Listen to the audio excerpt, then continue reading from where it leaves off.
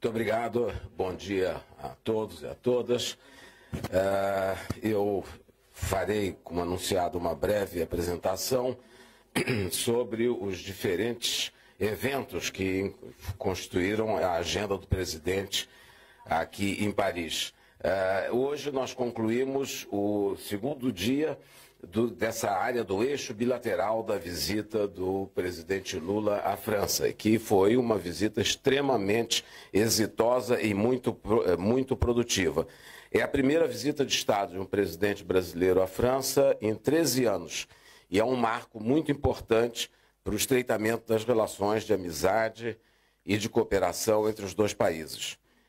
No encontro mantido no dia 5 entre o presidente Lula e o presidente Macron, no primeiro dia da visita, ficou evidente mais uma vez a fluidez e a densidade do diálogo político bilateral. Os dois presidentes reafirmaram posições e valores compartilhados entre os dois países, como a defesa do direito internacional, a necessidade de valorizar e de atualizar as instituições multilaterais, em benefício da paz, do desenvolvimento e da prosperidade das nações. Também passaram em revista a implementação do Plano de Ação de Parceria Estratégica Brasil-França, que foi firmado entre os dois países em 2024, quando o presidente Macron visitou o Brasil. E o Plano de Ação reforça os compromissos fixados nos mais de 20 atos bilaterais assinados no contexto dessa presente visita. Nessa análise fica evidente que o relacionamento bilateral tem passado por um adensamento importante nos últimos anos, inclusive por meio do lançamento de inúmeras novas iniciativas nas áreas de ciência, tecnologia, inovação, meio ambiente, segurança alimentar, educação e saúde. O Brasil desenvolve com a França projetos importantes bilaterais em áreas de ponta, como o satélite geoestacionário de comunicações e o supercomputador Santos Dumont. Vale mencionar também o Centro Franco-Brasileiro de Biodiversidade Amazônica, que reativamos em 2024 e que nesse ano começa a financiar pesquisas conjuntas dos dois países. Na área de saúde, também destaque foram assinados, no contexto da atual visita, atos bilaterais voltados a fortalecer a cooperação para o desenvolvimento de vacinas e produtos laboratoriais. A Fiocruz, nossa instituição de ponta nessa área, estabeleceu novas parcerias com as instituições francesas, incluindo o Instituto Pasteur. Cabe também destacar o programa Brasil-França de produção de helicópteros. Estamos discutindo com intensidade com o lado francês a possibilidade de aproveitar as instalações da fábrica da Helibras em Itajubá, em Minas Gerais, para a produção de helicópteros que poderão servir à área, às polícias estaduais, aos governos estaduais, poderão ser empregados pelas agências de saúde e também em defesa, com objetivos de defesa, controle do meio ambiente e a fábrica, as instalações de Itajubá poderão ser também utilizadas para futuras exportações para outros países da região que tenham interesse. No campo econômico, temos que registrar que participamos ontem de uma cerimônia importantíssima, que foi a certificação do Brasil como país livre da febre aftosa, sem vacinação. A certificação foi dada pela Organização Mundial de Saúde Animal, a OMSA, e também podemos destacar como muito importante a reunião mantida pelo presidente Lula com um grupo de 15 empresários franceses em diversas áreas que vieram manifestar o desejo de aprofundar as relações econômicas com o Brasil e anunciaram planos de inversão no Brasil de até 100 bilhões de reais até 2030, nos próximos 5 anos. Também é importante registrar que ontem foi realizada um grande encontro de empresários dos dois lados, havia mais de 500 inscritos de cada lado, e esse fórum debateu grandes perspectivas de investimento e de troca de informações entre os dois setores privados. Temos que destacar também que no campo cultural foi importante a visita, inclusive, do presidente Lula à manifestação cultural produzida na França, aqui em Paris, dentro do espírito das jornadas culturais cruzadas que celebram os 200 anos de relações bilaterais entre os dois países e que será complementada no segundo semestre pelas iniciativas da França no Brasil. Durante essa visita foi assinado o novo acordo de cooperação cultural que atualiza o marco anterior que datava de 1948. Também houve ocasião para celebrar o legado do grande artista e fotógrafo Sebastião Salgado, recentemente falecido, símbolo da luta pela justiça social e ambiental. Temos também que registrar com satisfação que o presidente Macron anunciou a suspensão por 6 meses do registro do regime de vistos para brasileiros ingressarem na Guiana Francesa. Durante esse período serão negociados mecanismos para a extinção definitiva desse requisito. Não podemos também deixar de mencionar que os dois presidentes e as duas delegações discutiram as questões relativas à participação da França na COP30 em Belém no mês de novembro próximo e a contribuição que a França dará para o sucesso da COP30, para que a COP30 passe a ser, como diz o presidente, a COP da implementação de todas as negociações levadas a cabo até agora. A parte final da visita, que começará agora, na parte de hoje, será em Nice, quando o presidente participará da Conferência das Nações Unidas sobre os Oceanos, ao NOC 3, onde levará também uma palavra e a posição do Brasil com relação à preservação dos oceanos para a preservação do meio ambiente e controle da mudança climática.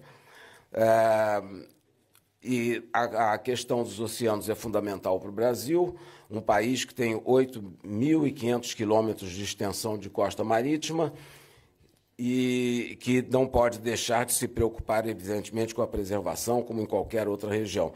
Finalmente, eu queria dizer que o presidente Lula teve 2 eventos muito importantes e que destacam o prestígio, seu prestígio pessoal na França e a grande amizade entre os dois países. O presidente Lula foi recebido na quinta-feira numa sessão de trabalho da Academia de Letras da França, quando recebeu a medalha da Academia Francesa, e onde houve, nessa sessão de trabalho, a discussão sobre uma nova palavra que será incluída no dicionário da Academia Francesa, uma palavra que não existe ainda no dicionário francês, que é multilateralismo. E o presidente participou dessa discussão, dando o seu testemunho, mostrando a importância do multilateralismo defendido por ele e colocado como um elemento central na nossa política externa para o mundo de hoje em que vivemos. É importante também destacar que ele é apenas o segundo chefe de Estado brasileiro que assiste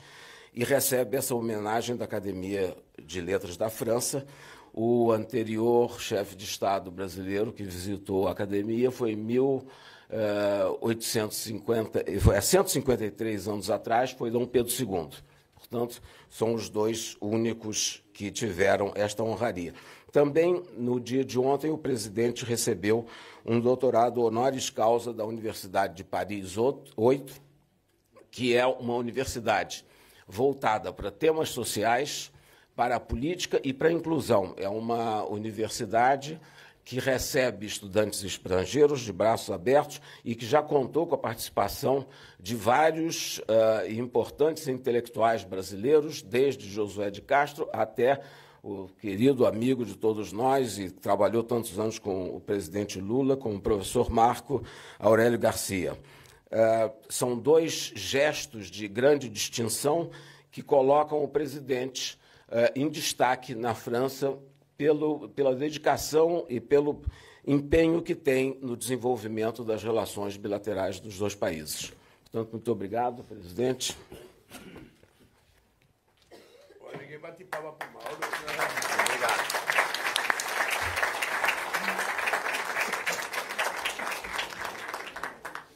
Você sabe que palma e vaia, alguém tem que começar. Tem que ter o primeiro. Tem gente que tem vergonha. Então, eu sou o puxador de palma do Mauro Vieira. Obrigado, Mauro. Bem, primeiro, meu bom dia à imprensa brasileira, à imprensa francesa que está aqui, a outros jornalistas. Meu bom dia aos meus ministros, Mauro Vieira, Ricardo Lewandowski, Alexandre Silveira, Marina Silva, Márcio Elias Rosa, e o nosso querido embaixador Ricardo Neiva Tavares, a minha querida mulher e companheira Janja, ao senador Jordano, que está acompanhando a delegação, o outro senador já teve que ir embora, sabe? Também o deputado federal Niberg Faria, líder do PT na Câmara, o Pedro Campos, líder do PSB na Câmara, e o companheiro Túlio Gadelha, líder, sabe, também na Câmara. Bem, o almirante Marcos Sampaio Osso, que é o nosso comandante da Marinha, que veio firmar, sabe, as inovações no acordo Brasil-França na construção do submarino de propulsão nuclear, o nosso querido Andrei Rodrigues, diretor da Polícia Federal, que junto com o ministro Lewandowski e eu, nós vamos a Toulon ter um encontro com a Interpol, que pela primeira vez tem um secretário-geral brasileiro e que a gente vai discutir um pouco como a gente pode trabalhar junto, Interpol, Brasil, através da nossa Polícia Federal, como combater o crime organizado, ser mais eficaz. A gente vai aprender um pouco mais e, quem sabe, ensinar um pouco mais, mas a verdade é que o crime organizado está cada vez mais se transformando numa indústria multinacional muito poderosa e que é preciso muita eficácia e muito trabalho conjunto de todas as polícias do mundo preocupadas com isso para que a gente possa combater. Também quero dizer aqui da minha alegria de estar aqui comigo, Jorge Viana, nosso querido presidente da Apex, que foi um dos promotores do encontro empresarial de ontem, que traz uma novidade muito interessante para nós. Ou seja, hoje é sábado, muitos de vocês poderiam estar descansando, uns poderiam estar andando de jet ski, outros poderiam estar, sabe, acampando em qualquer lugar, e nós estamos trabalhando, e vamos trabalhar amanhã, e vamos trabalhar segunda-feira, porque eu estou muito feliz com essa viagem. Eu lembro que no meu primeiro mandato, eu fiz uma viagem para o Oriente Médio. E naquela viagem, o companheiro Furlan, que era ministro de Indústria e Comércio, gastou $500 mil fazendo uma feira dos produtos brasileiros, sobretudo na área de calçados. E aquela feira rendeu $50 milhões naquela noite. E a crítica que eu recebi era porque tinha gasto $500 mil e ninguém falou que a gente tinha ganho $50 milhões. Nessa viagem aqui, de vez em quando as pessoas perguntam quanto que a gente está gastando para fazer essa viagem. Eu não sei quanto que eu estou gastando, porque eu não cuido disso, mas eu sei quanto que eu estou levando de volta para o Brasil. E nós estamos levando de volta para o Brasil o compromisso dos 15 maiores investidores franceses que já têm empresas no Brasil, de nos próximos 5 anos, investimento de $100 bilhões. Essa é a novidade. Se a gente somar os investimentos que nós conseguimos na China, se a gente somar os investimentos que nós conseguimos no Japão, nós vamos perceber que nós estamos fazendo aquilo que todo e qualquer presidente da República precisaria fazer no Brasil. Ou seja, o Brasil é um país grande, o Brasil é a 8ª economia do mundo, quando está no meu governo, quando não está no meu governo vai para a 12ª. Eu quero levar o Brasil à 6ª economia do mundo, já tivemos lá em 2008, e eu acho que nós ainda temos coisas importantes para fazer. Só para vocês terem ideia, eu volto para o Brasil, dia 12, dia 15, eu tenho reunião com 15 países do Caribe, e para discutir com eles, sabe, como defender o multilateralismo, como aumentar a relação com o Brasil, o que a gente pode construir de parceria. A semana passada fizemos uma reunião com mais de 40 ministros da agricultura da África para a gente tentar demonstrar o que a gente faz e como que a gente pode contribuir com a África, levando os nossos conhecimentos tecnológicos para lá, levando a nossa experiência, sobretudo a revolução que aconteceu no Cerrado, porque a savana africana parece muito com o Cerrado. Aí nós vamos ter dia 6 e 7 a reunião dos BRICS no Brasil, no Rio de Janeiro. Depois, logo em seguida, vai acontecer uma coisa que vai entrar no Guinness Book. Tá? Pode colocar aí. Eu acho que vai ser a primeira vez que um chefe de Estado vai receber 3 outros chefes de Estado simultaneamente. Eu recebo, assim que terminar o BRICS, eu recebo o primeiro-ministro Modi da Índia, depois eu recebo o presidente Sisi do Egito e depois eu recebo o presidente Prabowo da Indonésia. Você viu que eu já sei o nome de todos, já são todos companheiros, sabe? E cada reunião dessa a gente vai fazer com um conjunto muito grande de participação de empresários, porque o papel do presidente é abrir, sabe, a porta e dizer para os caras, olha, está aqui as possibilidades, nós produzimos isso, nós oferecemos isso, o que vocês têm para nos oferecer e fazer negócio. E foi isso que eu fiz aqui na França. Eu acho que o Brasil, de vez em quando, se comporta diante do continente europeu como se nós fôssemos colonizados ainda. Ou seja, nós partimos do pressuposto de que os países europeus são todos mais avançados do que nós, todos mais ricos do que nós, e que a nossa relação é sempre subserviente. E eu não acho que deva ser assim. Tem muitas coisas que o Brasil é superior a qualquer país do mundo. E eu vim aqui para dizer para o Macron, presidente Macron, é uma vergonha que um país do tamanho do Brasil, que é a 8ª economia do mundo, e um país do tamanho da França, que é a 5ª ou a 6ª economia do mundo, só tem um fluxo de balança comercial de 9 bilhões. Quando atingimos muitos, atingimos 10 bilhões. É muito pouco. É muito pouco. Nós já temos com o Vietnã agora, que é mais recente a nossa relação com o Vietnã, 13 bilhões de dólares de fluxo comercial. Sabe? Com um país como a Argentina, chegamos a ter 40 bilhões de dólares de fluxo comercial. Então é preciso que a gente aprenda, sabe, que um dos papéis do presidente da República é fazer com que as coisas aconteçam. Sabe, não é ele negociar, é ele criar condições para que os nossos empresários, os empresários dos países que a gente visita, possam se encontrar, se conhecer, trocar ideia, construir parceria, sabe, fazer as coisas acontecer. Então, eu fiquei muito feliz porque 15 empresários franceses pediram uma reunião comigo. Eu os atendi antes da plenária com os empresários e eles anunciaram um investimento de 100 bilhões de dólares no Brasil nos próximos 5 anos. Isso é muito relevante. É muito relevante para um país que precisa deixar de ser pequeno. O Brasil precisa deixar de ser pequeno. O Brasil precisa se colocar como um país grande. Os nossos embaixadores no mundo têm que pensar grande. A gente não é menor do que ninguém. A gente não é inferior a ninguém. A gente tem menos história que outros, mas bela coisa. Sabe? Se nós não temos os monumentos que os países têm, nós temos história. Nós temos, sabe, o verde, temos a preservação ambiental, temos mais água doce preservada. Essas coisas é que valem na nossa relação. E ontem eu disse ao presidente Macron, abra o seu coração para o Brasil. E vamos assinar esse acordo da União Europeia com o Mercosul. Não há porquê. Veja, a França não tem nenhum melhor amigo do que o Brasil na América do Sul. E o Brasil não tem nenhum amigo melhor do que a França na Europa. E por que 2 amigos não são capazes de fazer um acordo? Olha, se tiver problema, vamos sentar numa mesa e encontrar onde é que estão as diferenças e vamos acabar com isso. É bem importante a gente nunca se esquecer. A América do Sul, o Mercosul, e a União Europeia compõe uma população de 722 milhões de habitantes, com um pequeno PIB de 22 trilhões de dólares. Seria o acordo mais excepcional já feito neste começo de século e seria uma resposta ao unilateralismo do Trump. Ou seja, nós queremos mostrar que o multilateralismo vai sobreviver e ele é a razão pela qual o mundo deu um salto de qualidade depois da Segunda Guerra Mundial.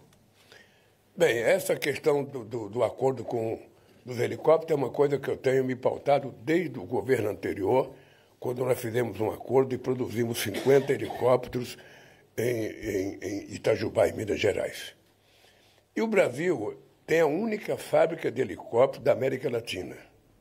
Então, nós estamos interessados em fazer um acordo com a França para que a gente possa produzir helicópteros para atender às necessidades da segurança pública, às necessidades da saúde, às necessidades da defesa e às necessidades do meio ambiente. Ou seja, se você constrói um pacote grande, você pode ter na Helibras uma grande fábrica de construção de helicópteros no Brasil para atender aos interesses da América Latina, da África e, quem sabe, de outros países, como a gente faz com o KC-390 da Embraer, que hoje é vendido em quase todos os países do mundo. Então, apenas isso. O Brasil tem que se portar como um país grande que sabe o que quer. Sabe? O Brasil acabou aquele tempo em que o presidente do Brasil viajava ao mundo e implorava, quem é embaixador aqui sabe o que eu estou falando, implorava uma reunião com o diretor do FMI e não era recebido. Não era recebido. Aliás, nem conseguia falar por telefone, falava com a secretária. Acabou, esse momento acabou. Vocês que são jornalistas sabem que hoje o Brasil é levado em conta. Porque eu aprendi uma coisa. O problema não é ter dinheiro, o problema não é ter diploma universitário, o problema é que na relação você tem que se respeitar. Você, jornalista, sabe, se vocês não se respeitarem, ninguém respeita vocês. Na política é a mesma coisa. Eu gosto muito da França, gosto do presidente Macron, mas eu quero ser tratado de igualdade de condições. Não tem essa de que a França é a França e o Brasil é o Brasil. Não. Nós somos do sul global. Mudou a lógica. Sabe? E o Brasil é um país importante. Nós, brasileiros, precisamos descobrir essa importância do país. Nós não devemos nada a ninguém. Nós somos resultado ainda do atraso de uma elite conservadora que só foi construir a nossa primeira universidade em 1920. 400 anos depois de descoberto o Brasil. Enquanto outros países criaram em 1554, a Argentina já tinha feito a sua primeira reforma universitária em 1918. Então nós somos resultado desse atraso. E que nós precisamos trabalhar para tirar esse atraso e jogar o Brasil para frente, jogar o Brasil para cima, com muito orgulho. Com muito orgulho. Se no futebol a gente não está lá essas coisas, sabe, na política nós estamos melhor. As coisas estão acontecendo. A economia brasileira vai continuar crescendo, a massa salarial vai continuar crescendo, o PIB vai continuar crescendo, a distribuição de riqueza vai continuar crescendo. As coisas vão acontecer porque nós temos a obrigação de fazer as coisas acontecer. E aí está incluída a política internacional. Aí está incluindo a nossa responsabilidade. Eu, além desses encontros que eu vou ter, eu ainda quero este ano ir na ASEAN. Nunca o presidente do Brasil foi participar do encontro da ASEAN, pois agora eu quero ir. Uns 10 países da ASEAN para dizer o que o Brasil tem para vender. O que o Brasil quer negociar. E mostrar a cara do jeito que ela é. O nosso jeito miscigenado entre indígena, europeu e africano tem que ser mostrado em toda parte do mundo com a nossa alegria, com o nosso conhecimento. Então eu volto na terça-feira para o Brasil, sabe? Vou participar vou participar ainda de um debate da economia azul em Principado de Mônaco. Pensa que é só o Galvão Bueno que vai para Mônaco? Eu vou para Mônaco, sabe? E vou fazer um debate com os empresários sobre economia azul, sabe? Eu não conhecia moeda azul, mas de qualquer forma, sabe? E vou discutir essa questão do oceano, que é outra coisa que muitas vezes não está no nosso dia a dia, mas que é uma coisa muito séria. O oceano é uma coisa extremamente importante como bioma para o planeta Terra, e muitas vezes a gente pensa que ela é muito grande e que não estraga. E vamos jogando plástico, e vamos jogando esgoto, e vamos jogando plástico, e vamos jogando esgoto, e vamos jogando plástico, e vamos jogando esgoto, vamos jogando plástico, vamos jogando esgoto. Um dia, o mar se revolta e a gente vai pagar o preço. E a gente começa a pagar na conta do turismo.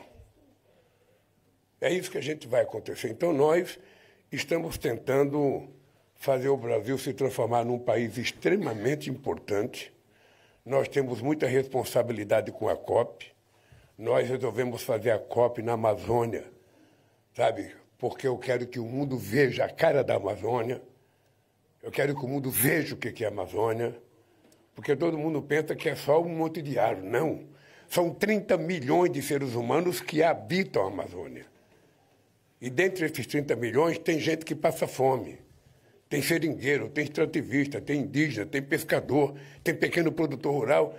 Que as pessoas têm que saber que o mundo rico, que tem uma dívida, tem um contencioso de dívida com o meio ambiente, porque se industrializaram há mais de 200 anos atrás e que se industrializaram à custa da carbonização do planeta, tem que pagar um pouco agora para descarbonizar.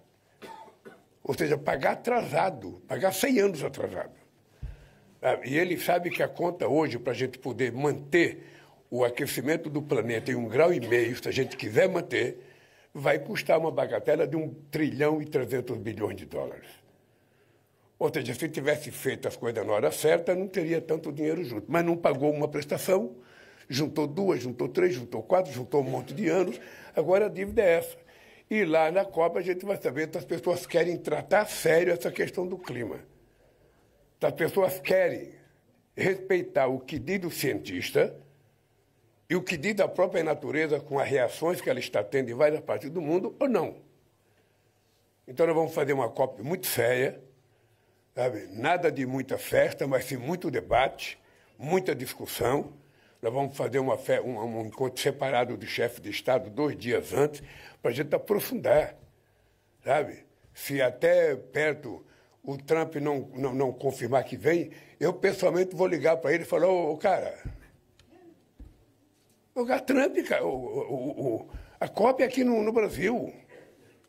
Sabe? Vamos discutir esse negócio. Os Estados Unidos é um país importante, é muito rico, mas também poluiu muito. E polui ainda.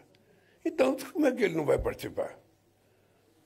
Então, eu acho que os grandes governantes do mundo, Xi Jinping, ele tem que participar dessas coisas para a gente poder encontrar uma decisão. E aí entra a nossa briga pela mudança da governança mundial. Se a gente não tiver uma governança mundial mais representativa, com poder de decisão e com poder, inclusive, de fiscalizar o cumprimento das nossas decisões, nada vai acontecer. Nada vai acontecer. Então, eu acho que nós estamos tentando criar as condições de mudar de paradigma da discussão da questão climática. Dar um pouco mais de seriedade, um pouco mais de compromisso. Nós assumimos as nossas NDCs de 59% a 67% até 2035. Sabe, para todos os setores da economia do Brasil. Não é uma tarefa fácil. Mas nós nos propusemos, sem ninguém pedir, que a gente ia tratar com muita seriedade isso. O que nós queremos saber é se os outros vão ter o mesmo comportamento do Brasil. Então, dito isso, eu me coloco à disposição de vocês para as perguntas que vocês quiserem. Bom, pessoal.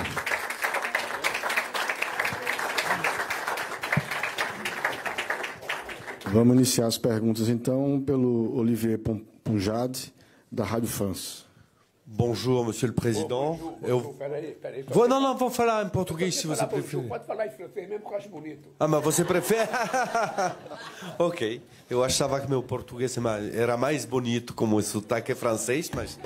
Bom, vou falar em francês. Fale francês. Ok, melhor. Fale bonjour outra vez. Ok.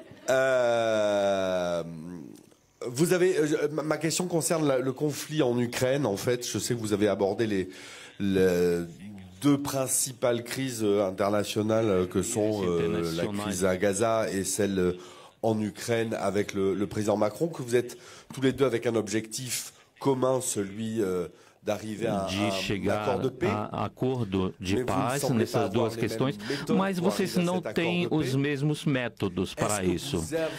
Eu queria saber se vocês encontraram uma saída com Macron sobre esses dois assuntos. Vocês falaram de alguma solução para colocar as duas partes para concordar e reunir numa mesa de negociações sobre a crise e falar com Putin. Eu queria saber se o Putin será convidado para os BRICS no Brasil ou não. Bem, o Putin é membro nato dos BRICS. Ele é um dos criadores dos BRICS. Ele pode participar ou não. Ele está condenado por um tribunal internacional. Ele sabe que ele corre risco. Mas a decisão é dele.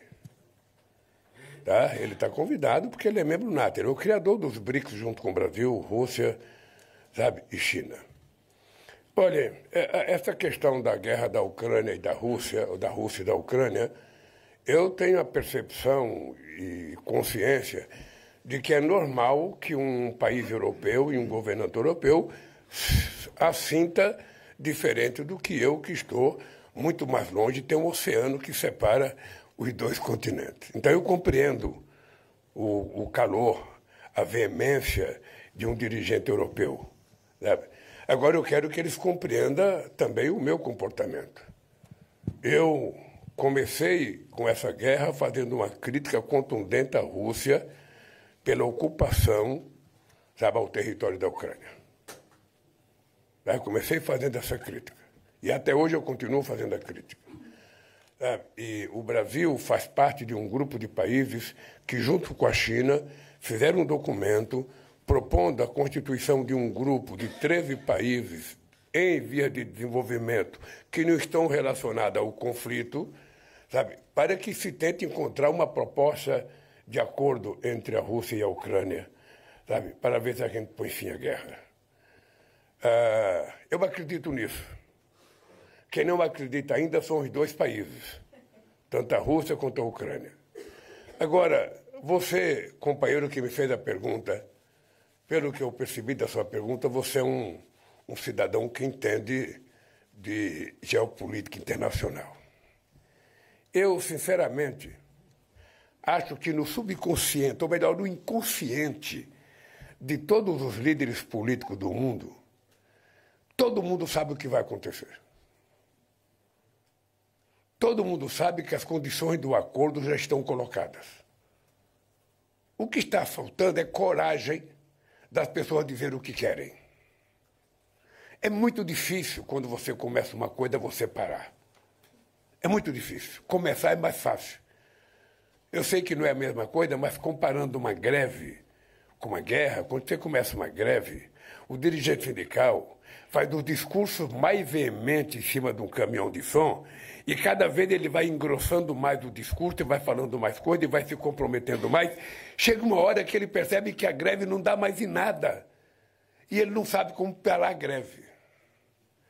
Eu ontem propus ao Macron fazer uma conversa com o Guterres, secretário-geral da ONU, ele visitar a Ucrânia e a Rússia junto com alguns países emergentes que pode ser constituído num grupo de amigos, ouvir o que o Zelensky tem para dizer, ouvir o que o Putin tem para dizer e construir uma proposta de acordo e colocar na mesa. Se os dois não estão em condições de dizer o que querem, sabe, eu acho que alguém de fora poderia dizer o que querem. Agora, isso é possível fazer se houver o consentimento dos dois, porque ninguém vai ficar, sabe, fazendo as coisas se os dois não quiserem.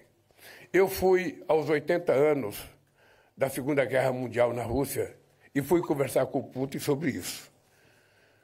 Conversei muito com o Putin, fui à China, conversei muito com o Xi Jinping, voltei à Rússia, parei no aeroporto para fazer um longo telefonema para o Putin, dizendo que o presidente Putin deveria ir à mesa de negociação em Istambul.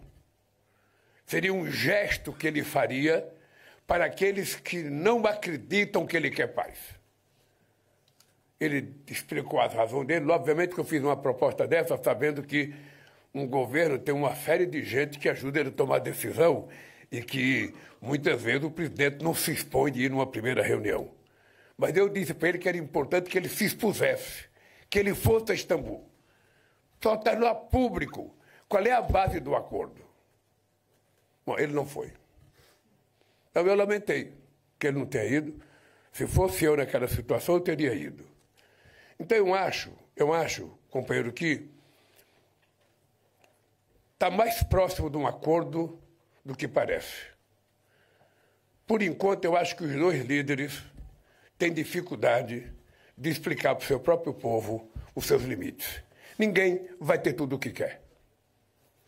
As pessoas vão ficar com aquilo que é possível de conquistar.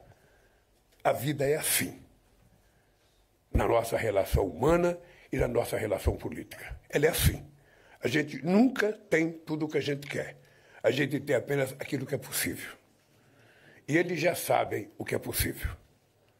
Essa é a minha visão. Obviamente que eu estou muito distante, você está aqui mais perto, você ouve até barulho de bomba, eu não ouço. Sabe? Então, mas essa é a minha visão sobre esse confronto. Agora, tão grave quanto a Ucrânia é Gaza. Porque a guerra entre Rússia e a Ucrânia são dois exércitos formais brigando.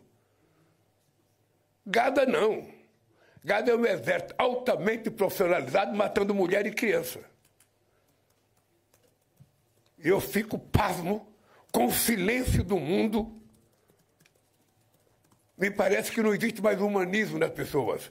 Ah, palestino pode morrer. Palestino pode morrer. Palestino não é ser inferior. Palestino é gente como nós. Ele tem o direito de ter o terreno dele. Foi demarcado em 1967 a área em que os palestinos poderiam construir seu país. E está sendo tomada a terra demarcada em 67. E a nossa briga por governança é isso. A ONU, que teve coragem de criar o Estado de Israel, não tem força para criar o Estado palestino. Ou seja, nós estamos vendo, sabe, estão dizimando uma nação. A pretexto do quê? Nós também criticamos o Hamas quando fez a invasão a Tel Aviv. Agora, o que ninguém responde é como é que a inteligência de Israel permitiu que alguém de Asa Delta invadisse Tel Aviv. Sinceramente, tem coisas que os meus anos de escolaridade não me permitem compreender. Então, eu fico pensando, quer ver, e tem outras guerras. Não sei se você sabe, hoje nós temos, é o período que tem mais conflito desde a Segunda Guerra Mundial. Tem conflitos em vários lugares. As pessoas se voltaram a brigar agora para tentar aumentar o terreno do seu país. Em vários lugares não tem sentido isso mais. Por isso é que nós estamos defendendo urgentemente mudar o Estatuto da ONU e fazer um Conselho de Segurança mais representativo, sabe, do atual mapa político do mundo, que esteja representado o continente africano, o continente latino-americano, que esteja ainda presente a Alemanha, o Japão, que esteja o Oriente Médio. Só a África tem 3 países com mais de 100 milhões de habitantes. A Nigéria com 226, a Etiópia com 126, o Egito com 106 milhões de habitantes. Ninguém está na ONU. Então, ou as pessoas compreendem, sabe? Eu poderia falar, como eu disse para o Trump, como eu disse para o Macron, abra o seu coração para o Brasil no acordo.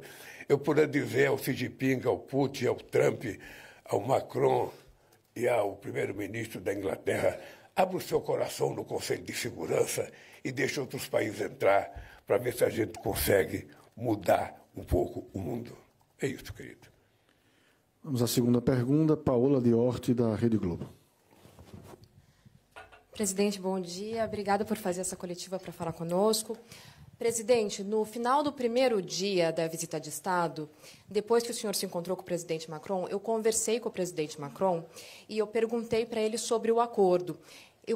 Ele me disse que ele apresentou ao senhor uma modificação que, se o Mercosul aceitasse essa modificação, ele iria assinar o acordo até o final do ano.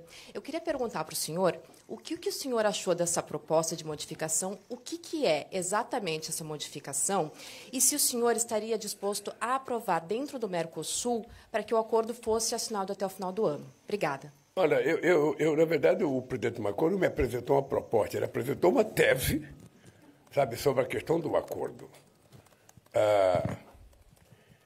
Há uma necessidade política aqui na França da situação e da oposição de vender a ideia de que, se fizer um acordo entre a União Europeia e o Mercosul, a agricultura francesa ou europeia vai ter prejuízo, porque eles não conseguem competir com o agronegócio brasileiro.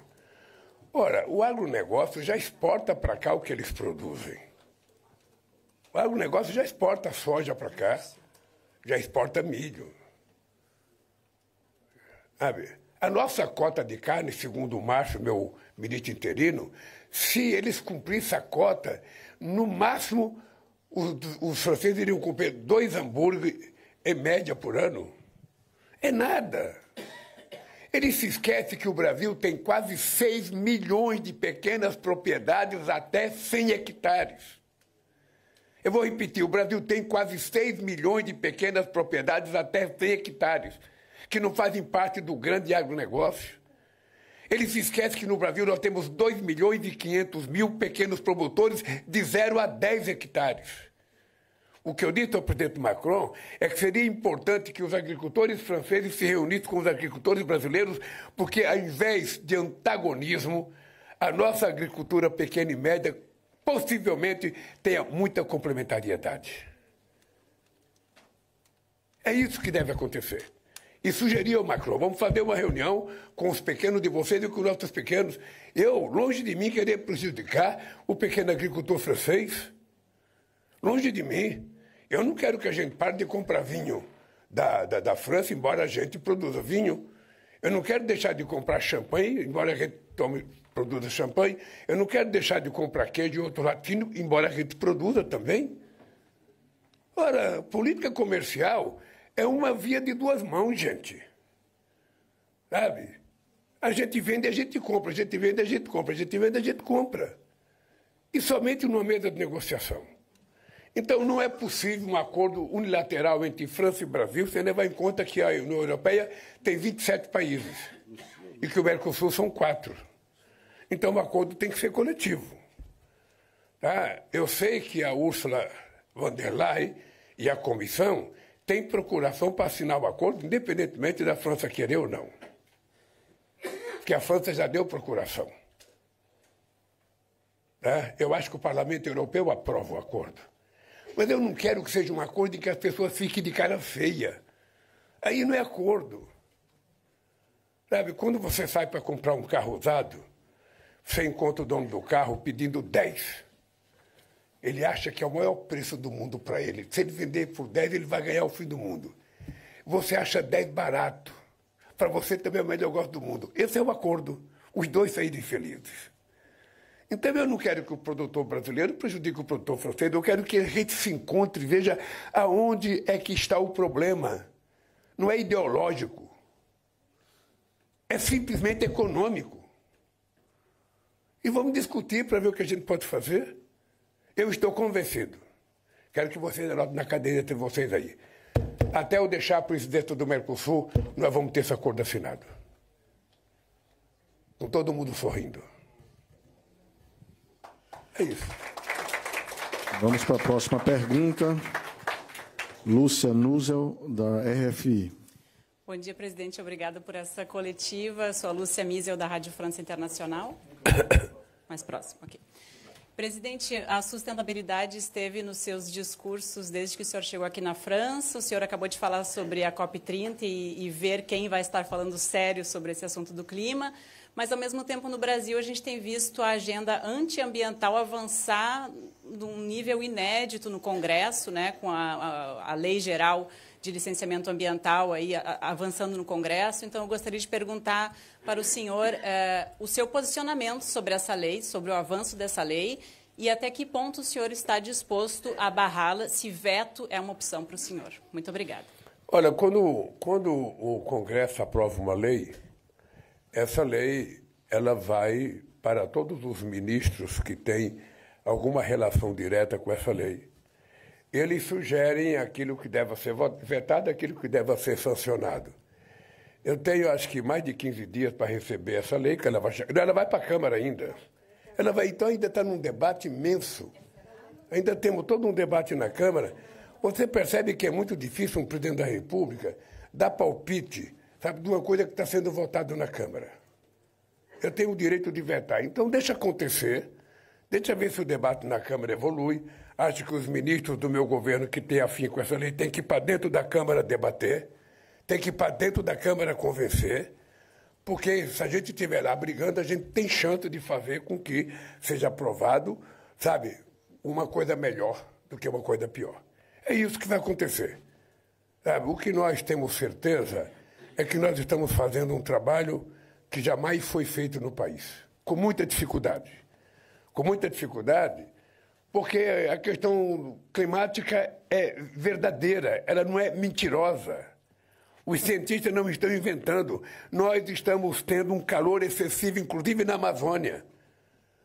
Que a gente antigamente dizia que a floresta não pegava fogo porque era última, ela era úmida. Mas na medida que você tem secas consequentes, a floresta ficou seca. E quando ela fica seca, ela pega fogo.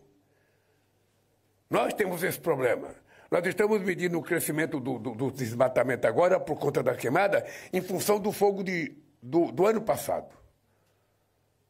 Sabe? E nós sabemos, é por isso que nós estamos colocando quase R$1 bilhão para o IBAMA, para que a gente possa aprimorar. Estamos aprimorando o nosso contato com os governadores do estado e com os nossos prefeitos, porque se eles não tiverem junto conosco nesse combate, a gente não vai conseguir vencer essa parada. Então nós precisamos da ajuda de Deus, que tem que chover pouco mais. Sabe? Nós precisamos, sabe, da ajuda dos prefeitos que estão lá no território. É o prefeito primeiro que sente o cheiro da fumaça. É o prefeito que sabe na terra de quem está pegando fogo, se foi um fogo acidental ou foi um fogo provocado. Então, tudo isso, eu tenho a melhor ministra que eu poderia ter, que é a Marina, que cuida disso. Sabe? Não tem nem tempo para comer de tão magrinha que ela está. Mas é isso. Nós vamos, a COP 15 vai ser realizada. E uma coisa muito interessante é que o Brasil, nós não queremos esconder nada, absolutamente nada. Nós não somos daqueles que, quando um visitante vai visitar o Brasil, a gente tira os pobres da rua, para esconder que não tem pobre.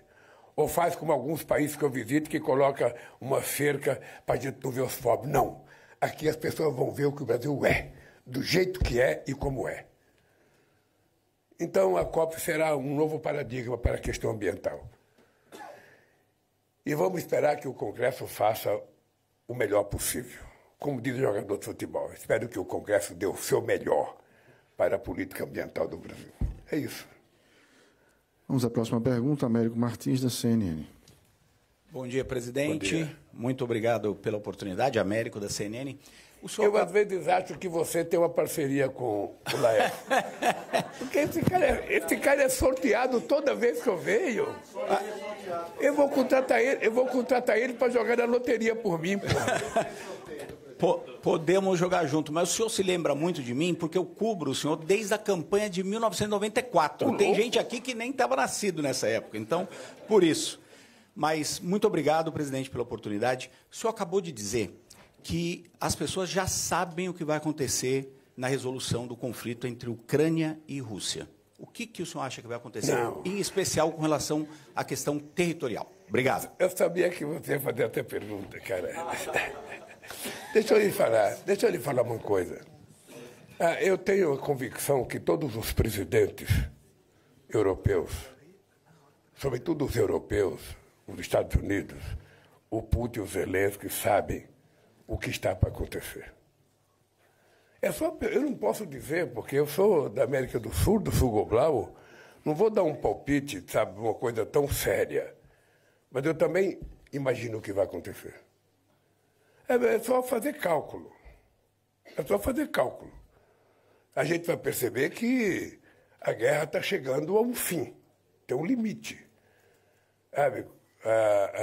Eu disse no início da conversa que eu queria que o Putin fosse na mesa de negociação. O Putin, para mim, disse o seguinte: olha, eu vou aceitar o cessar-fogo por 30 dias, mesmo sabendo que o Zelensky quer se armar. Eu vou aceitar. Se ele topar, começar a discutir o acordo com base na discussão que nós fizemos em março de 2022. Existia uma conversa na mesa. E que, segundo ele, quem atrapalhou foi o Boris Johnson, primeiro-ministro do Reino Unido. Eu não sei se é verdade ou não, ele me disse isso. Tá?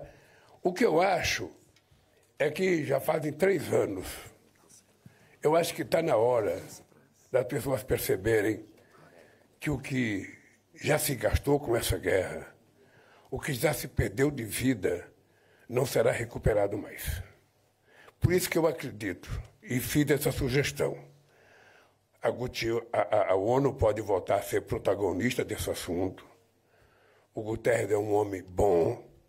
Ele pode convocar um grupo de amigos, ele propor um grupo de amigos ao Zelensky e ao Putin, que converse com os dois, ouça a verdade dos dois e depois construa uma alternativa. Que eu tenho certeza que você já sabe qual é também. Tenho certeza que você já sabe. Se não sabe, vai pensar daqui para frente que tem a solução. Tá? Então é assim que eu penso. Agora é duro as pessoas voltar atrás. É duro, você sabe que é duro você acreditar numa coisa e depois perceber que não é aquilo que vai acontecer, que você não vai conseguir tudo que você quer, que você vai conseguir um pedaço, outro vai conseguir. Mas a vida é assim. Então, eu estou torcendo por isso e eu sempre digo o seguinte, o Brasil estará à disposição do Zelensky, estará à disposição do Putin, estará à disposição de quem quer que seja para fazer parte de um grupo de pessoas que querem promover o acordo. É isso que a gente está disposto a fazer. Vamos à próxima, Tony Serdar, da France Presse. Bonjour, le président. Tony Serdar, agence France Presse. Ah, oui. Peraí. Ça va. Bonjour, le président. Bom dia, presidente. A minha pergunta é um pouco sobre o que foi dito pela minha colega. O presidente francês estava disposto a assinar o acordo antes do final do ano? E se a mudança que ele solicitou poderia ser incluída, em especial, cláusulas de salvaguarda e cláusulas espelho. Você está disposto, o senhor está disposto a alterar esse acordo para facilitar a assinatura dele? Muito obrigado. Olha, deixa eu te dizer uma coisa. O acordo, ele não é entre Brasil e França. É um acordo entre União Europeia e Mercosul, que envolve uma somatória de 31 países. Então, o companheiro Macron, se tem algum problema que ele acha que fere os pequenos produtores franceses, eu acho que o negociador do Macron na União Europeia deve fazer a proposta, porque ele se queixa do acordo firmado. O acordo firmado pelo governo passado, nem nós aceitávamos. É importante lembrar que o Macron se queixa de um acordo que foi feito pelo governo brasileiro anterior com a União Europeia. E quando nós tomamos posse, a gente não aceitou aquele acordo. E por isso nós fizemos mudança.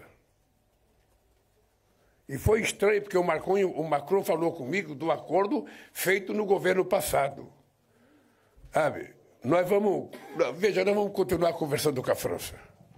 Porque a França é um bom parceiro político, é um bom parceiro econômico, é um bom parceiro cultural, é um bom parceiro linguístico, é um bom parceiro histórico. Eu agora, cara, sou cidadão parisense e sou da Academia Francesa de Letras, cara, com a palavra.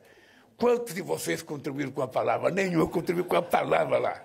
O ismo, eu coloquei só o ismo lá. Já valeu. Então, eu acho que nós não temos limite de discutir. Nós vamos discutir. Eu estou convencido que vai ter acordo. Eu vou encontrar com o Macron na COP.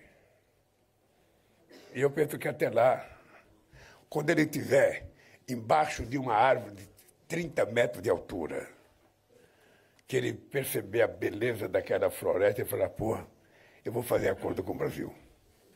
O Brasil precisa estar feliz para poder preservar tudo isso aqui. Eu vou fazer um acordo. E nós não queremos prejudicar o produtor francês. Nós não queremos prejudicar. Sabe? Não está na minha cabeça que a gente faça um acordo para matar o pequeno e médio produtor francês. O que eu quero é que os pequenos produtores franceses se juntem com os pequenos produtores brasileiros para a gente saber qual é a diferença. Qual é a similaridade que existe entre nós. Porque um acordo pode ser bom para os dois lados. Eu trabalho com essa ideia. Então, como eu sou muito amigo do Macron, aliás, eu tenho muita sorte aqui na França, porque eu fui muito amigo do Chirac, fui muito amigo do Sarkozy, fui muito amigo do Jospin, fui muito amigo do François Hollande e sou muito amigo do Macron. Vocês percebem que eu me dou bem com todo mundo? Eu sou um cara do bem. Então, aqui com a França, a gente não quer problema com a França. Sobretudo agora no ano cultural, com esse ano de políticas culturais cruzadas, aqui vai ser muito bom. Então é isso, companheiro. Tem só a última pergunta, presidente, e a gente encerra. O André Fontinelli, da Folha de São Paulo. Bom dia, presidente. Bom dia. No Brasil já começaram as articulações para as eleições do ano que vem. Existe, segundo o noticiário, um projeto da oposição para conquistar o Senado. Nessa conjuntura, o que o senhor acha que é o papel mais importante do ministro Fernando Haddad? No Ministério da Fazenda, ou como governador de São Paulo, ou senador por São Paulo? Obrigado. Você acha que eu seria louco de responder isso agora, aqui em Paris? Veja, eu fui oposição há muito tempo. Então, a oposição, ela nunca deixa de fazer campanha. Eu, quando perdi uma eleição, e perdi muitas, eu viajava o Brasil inteiro a partir de janeiro do ano seguinte para fazer a próxima campanha. A oposição está fazendo isso, é um direito dela. É um direito dela. Agora, a construção de candidaturas é muito cedo, pelo menos do meu lado. Eu tenho um compromisso com o povo brasileiro. Eu prometi ao povo brasileiro recuperar esse país. Eu prometi. Sabe? E quando terminar meu mandato, eu quero ter cumprido todas as coisas que eu prometi ao povo brasileiro.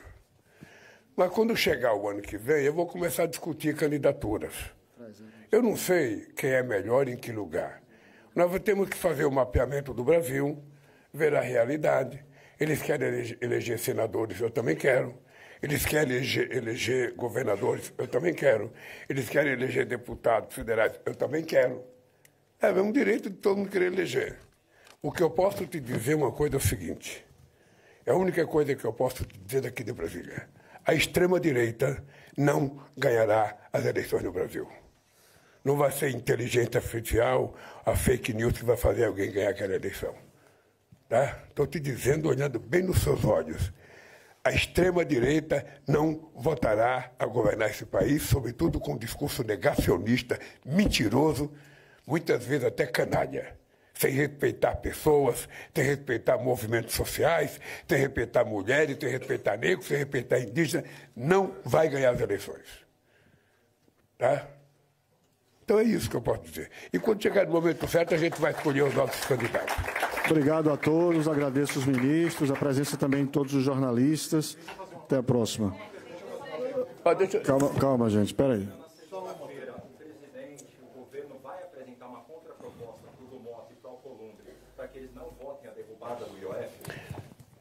Votar o quê?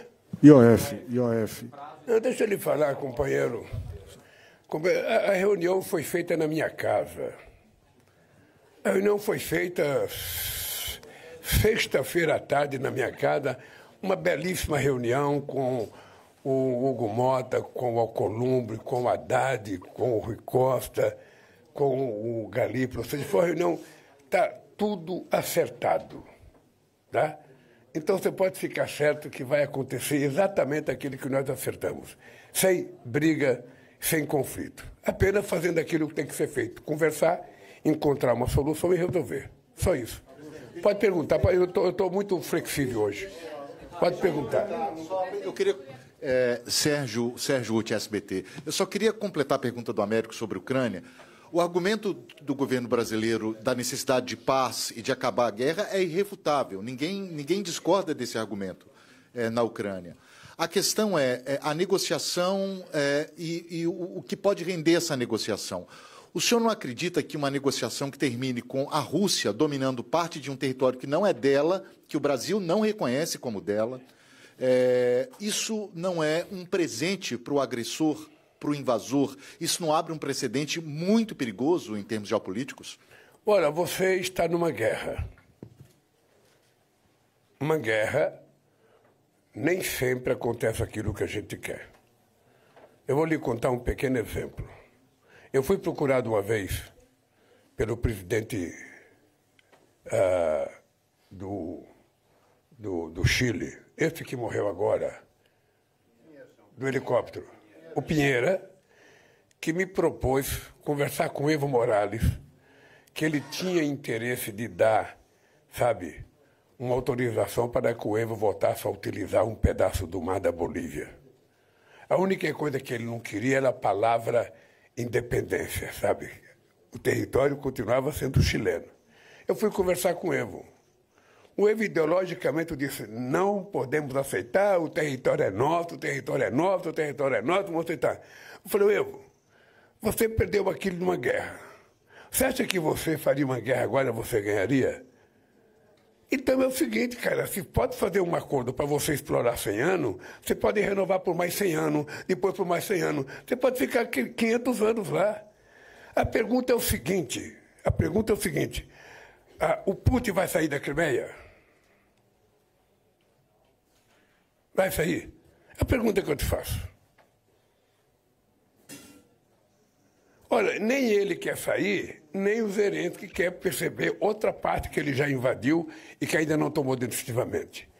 Eu acho que o que está no acordo é o seguinte, como os dois têm dificuldade, era preciso que um colegiado, liderado pela ONU, fizesse a proposta de bom senso para os dois. É só isso que eu acho. O que vai ficar para cada um, eles sabem. Eu tenho certeza que o Zelensky sabe. Eu tenho certeza que o Putin sabe. Eu não sei. Aí, minha cara, aí não sou eu, aí tem que sentar com os dois. O que eu estou propondo é que se crie uma comissão de países que não estão envolvidos na guerra para conversar com Zelensky e com Putin, porque toda vez que eu aprendi na minha vida, eu sei que não é a mesma coisa, mas toda vez que você manda uma pessoa fazer uma negociação e a negociação fica emperrada, porque os dois lados não combinam, você tem que trocar o negociador. Porque os negociadores, eles têm que chegar numa mesa antes, quando eu mando um ministro meu negociar qualquer coisa, eu falo, você vá para aquela reunião com disposição de aceitar ou não aceitar. Então agora você tem que mandar gente com a disposição de fazer um acordo. Não é nem 100% a posição do Zelensky, nem 100% a posição do Putin. É 100% aquilo que for possível. É simples. Tá? Gente, olha, obrigado. Até a próxima. Vamos nisso? Vamos nisso? Tá bom. Um abraço.